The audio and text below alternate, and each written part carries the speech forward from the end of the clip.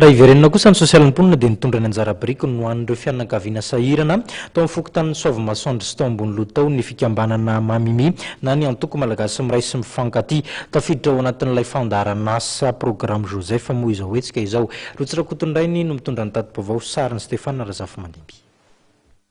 Ho fanohizana hatrany ny fandarana asa Josefa izay isan'ny andraikitra iray noraisin'ny malagasy miray sy mifankatiana ny mamimi dia nanolotra fanampiana ho an'ireo fianakaviana sahirana izy ireo.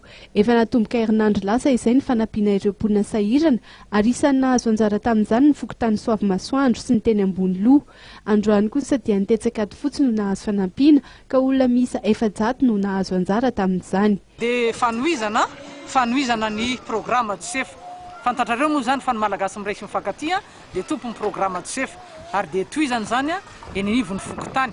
Ahoana moa zany endrika hoe fanohizana ny programa Josefa zany anisan'ny singa lehibe anankiray zany ao anatin'ny programa Josefa lay hoe fanatanterana soatoavina malagasy miaraka amin'ny soatoavina kristianina dia fanehoana zany amin'ny vahoaka an'Andriamanitra zany zay hoe fahaizana mizara zay valala iray ifanapahana ka eto zany zay dia anome miaraka amin'ny fokotany zany anome sakafo antoandro andreo madinika eto amin'ity fokotany nankady fotsy ity.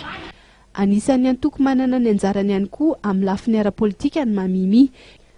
Nambaran'izy ireo arak'izany fa tokony ho ny lalam-panorenana no iandohan'ny fifidianana rehetra. Lalam-panorenana aloha zay zany le izy hoe ny lalam-panorenana aloha mba ho maripototra tsara ny fitondram-panjakana miorina eto amin'ity firenena ity izay zany aloha no fidiny vahoaka iantsona ny vahoaka any amin'ny safidiny zay vao mifidy olona zany na any amin'ny filoham-pirenena zany na any amin'ny legislative zany.